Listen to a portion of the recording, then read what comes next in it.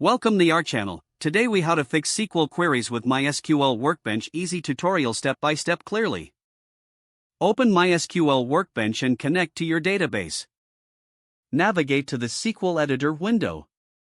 Create a new SQL query tab by clicking the New Query button. Copy your SQL query that needs fixing and paste it into the new tab. Review the query for common issues such as syntax errors or missing keywords. Look for mismatched parentheses or quotation marks in your SQL statement. Use the syntax highlighting feature to identify problematic areas. Run the query using the Execute button to see if any errors appear.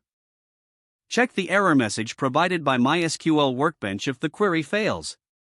Take note of the line number and the specific issue mentioned in the error message. Go back to your SQL statement and make the necessary corrections based on the error message. If your query involves multiple tables, ensure that all table names are correctly referenced. Double-check the column names referenced in the select statement are present in the tables. If using joins, ensure they are correctly written and all necessary conditions are specified. After making corrections, run the query again. Continue to troubleshoot any remaining errors using the same method. Once the query runs successfully, review the results to ensure they meet your expectations. If necessary, refine your query further for optimization or to include additional conditions.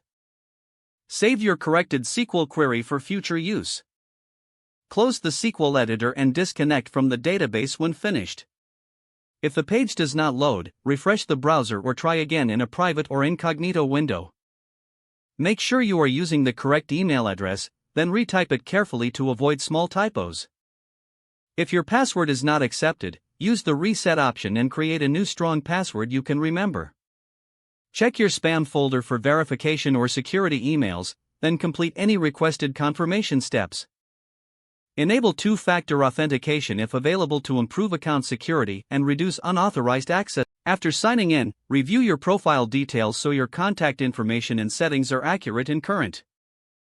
If you see an error message, note it down and try again after restarting your device and internet connection.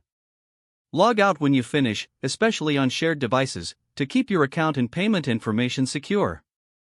Don't forget to like this video and subscribe to our channel for more step-by-step tech guides.